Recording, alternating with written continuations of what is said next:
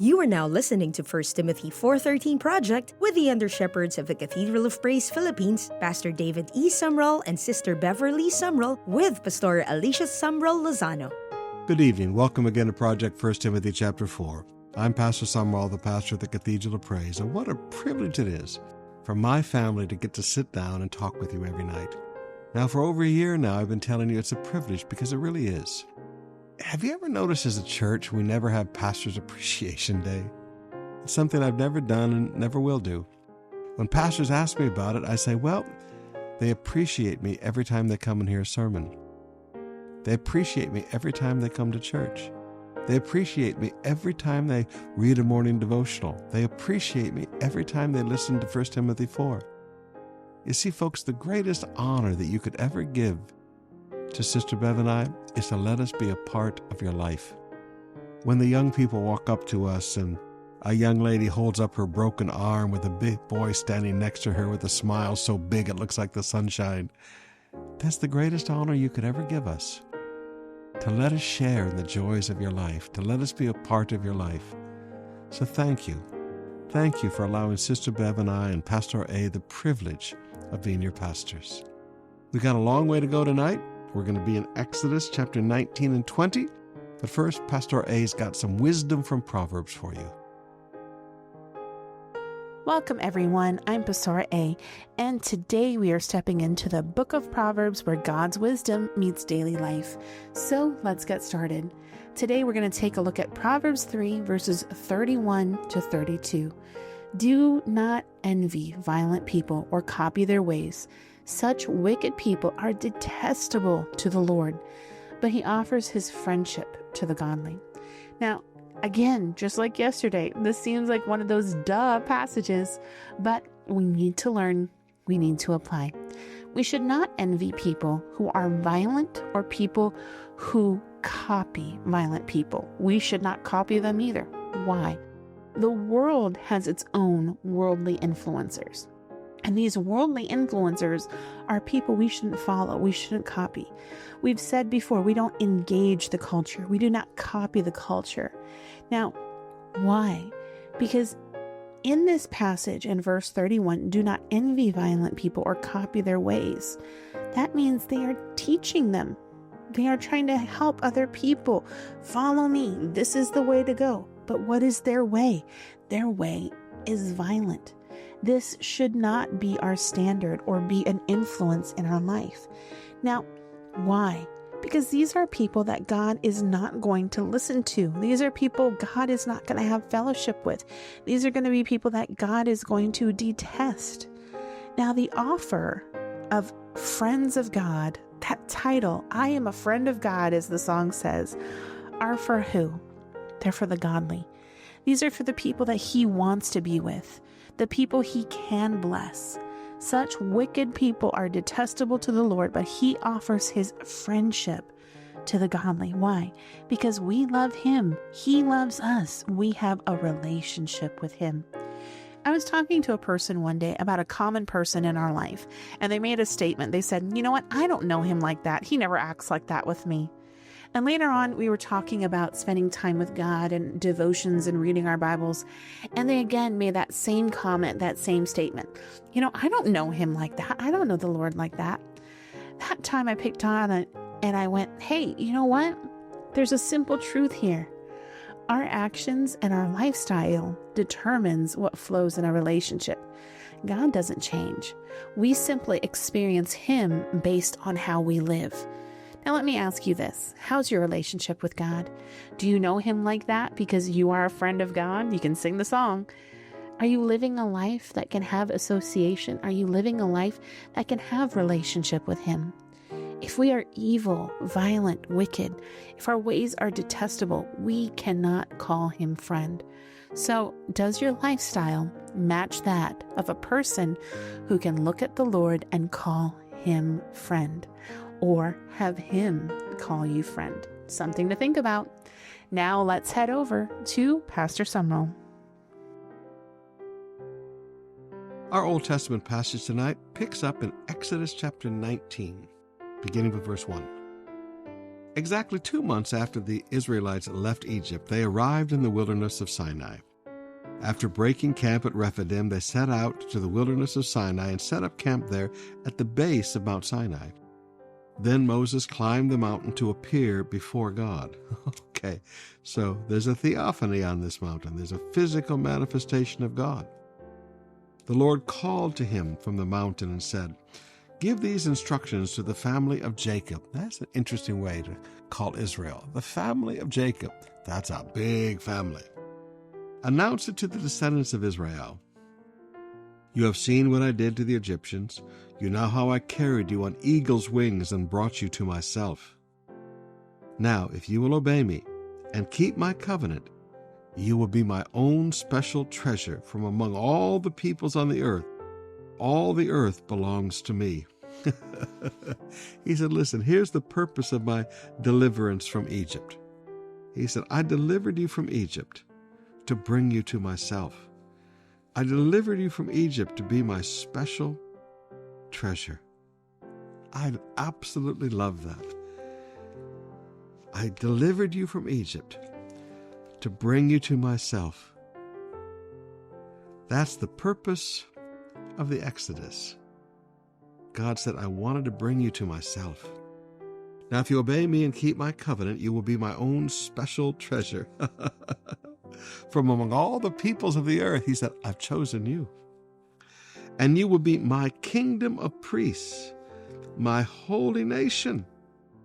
This is the message you must give the people of Israel. What a promise. What a destiny. He said, this is your destiny, to be my special treasure, to be a kingdom of priests, to be my holy nation. What a destiny God lays out for them. He looks at a bunch of slaves for over 400 years, over 10 generations of slavery, and he said, you're going to be my special treasure. You're going to be my kingdom of priests. You're going to be my holy nation. Sometimes, beloved, we don't understand just how much God loves us. He brought you out of the bondage of sin because he had a destiny for you. I could get to preaching on this and never stop. Verse 7. So Moses returned from the mountain and called together the elders of the people and told them everything the Lord had commanded him. Now there is a faithful messenger.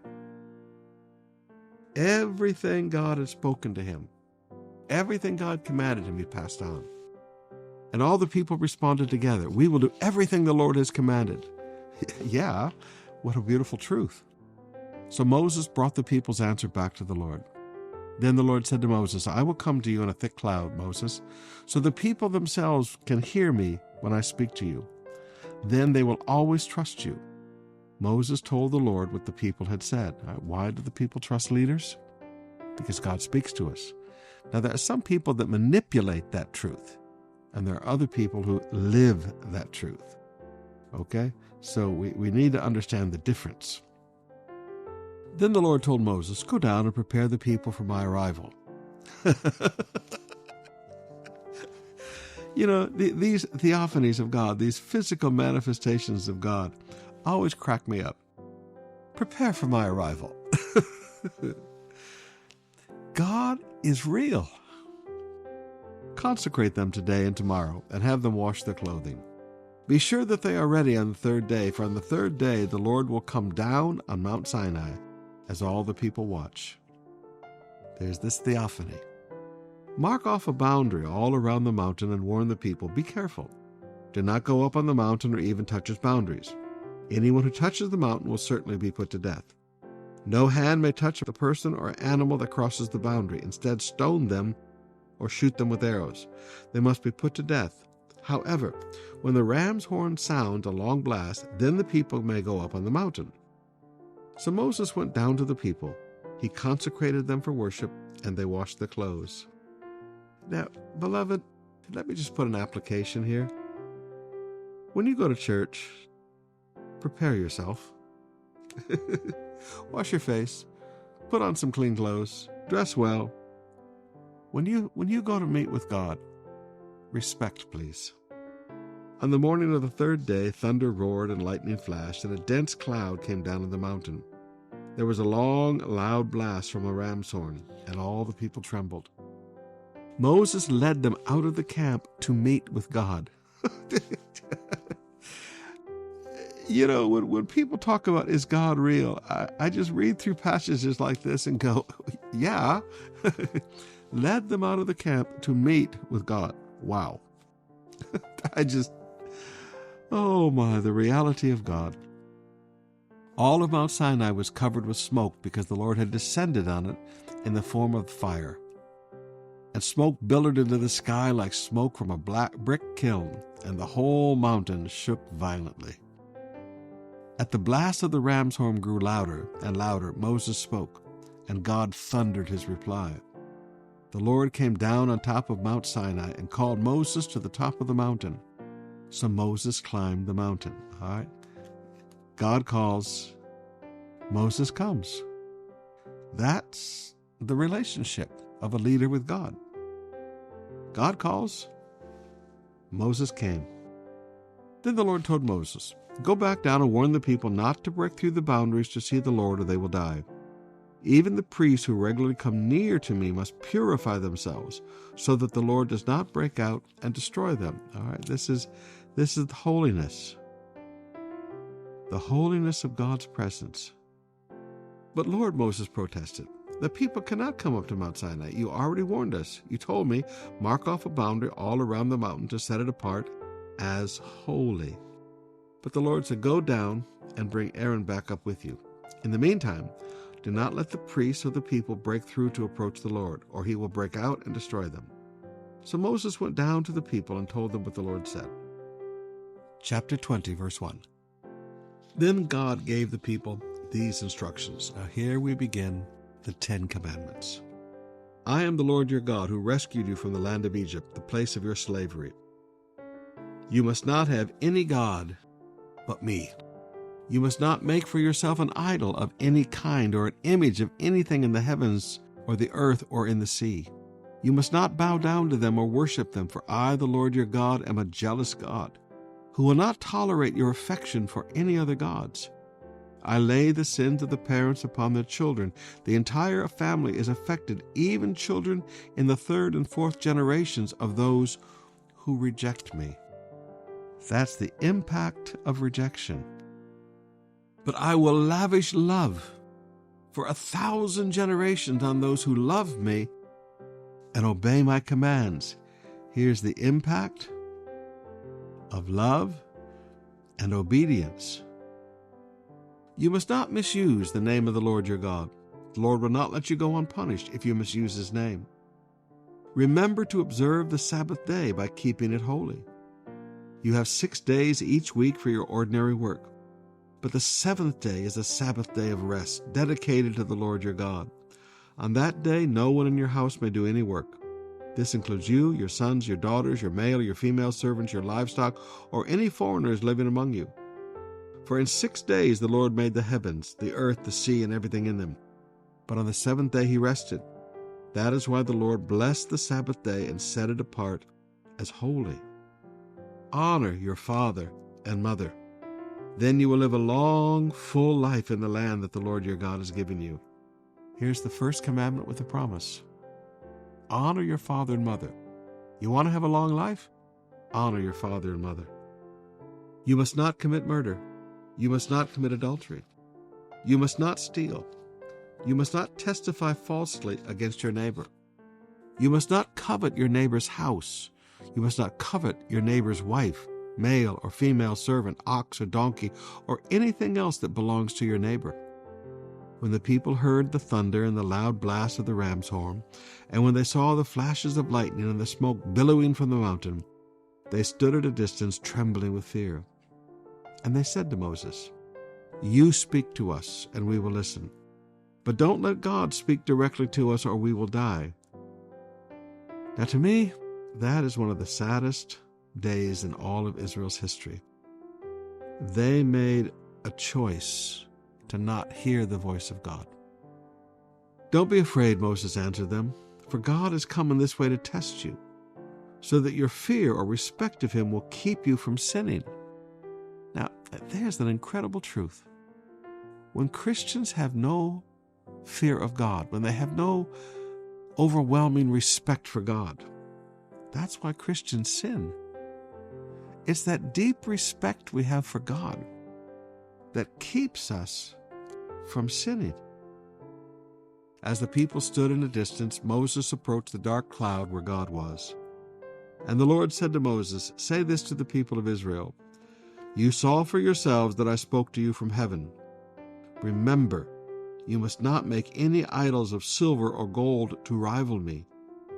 Build for me an altar made of earth, and offer your sacrifices to me, your burnt offerings and peace offerings, your sheep and goats and your cattle. Build my altar wherever I cause my name to be remembered, and I will come to you, and I will bless you." Look at the promise for altar builders. He said, "Build my altar wherever I cause my name to be remembered." He said, whenever I do some great thing, build an altar for me. He said, then I make you a promise. I will come to you and I will bless you. Wow. If you use stones to build my altar, use only natural, uncut stones. Do not shape the stones with a tool, for that would make the altar unfit for holy use. And do not approach my altar by going up steps. If you do, someone might look under your clothing and see your nakedness. See, everything about the presence of God is to be treated as holy. Now, one of the most difficult things that we taught you today, young people, with all the Western influence coming in through music and through television and movies, young people, honor your father and mother, that you'll live a long life and the things will go well with you. And learn respect for God. You want to know how to not sin? Have a heart full of great respect for God. Father, I lift you, especially the young people tonight. In many ways, with this internet and the world getting smaller, the influences sometimes are so overwhelming. Father, I ask that you help the young people not be like a sponge, where they absorb the things of this world. But Father, may they stand in your presence and absorb the things of God, that blessings will flow upon their life. Father, I pastor a church full of altar builders. We've built churches everywhere. Jesus, if you tarry and you give me a longer life, we'll be building more altars all across this country. And you promised that when we build an altar, you will come to us and you'll bless us. Let your presence be upon your people. They've sacrificed so much to build altars for you. Come to them and bless them, Father. In Jesus' name, amen. Good night. God bless you. We'll see you again tomorrow night. Thank you for joining us today on the 1 Timothy 4:13 project with the under-shepherds of the Cathedral of Praise Philippines, Pastor David E. Sumrall and Sister Beverley Sumrall, with Pastora Alisha Sumrall-Lozano. Catch their podcasts on all leading podcast platforms and listen through DZBR 531 or tune in online at www.bible.radio. The Cathedral of Praise is a church fully committed to Jesus Christ and His Word. Our main campus is located at 350 Taft Avenue, Metro Manila, Philippines. For a full list of COP campus locations and service schedules, visit us at cathedralofpraisemanila.com.ph. Tune in again tomorrow for another inspiring reading from the Old Testament and Proverbs.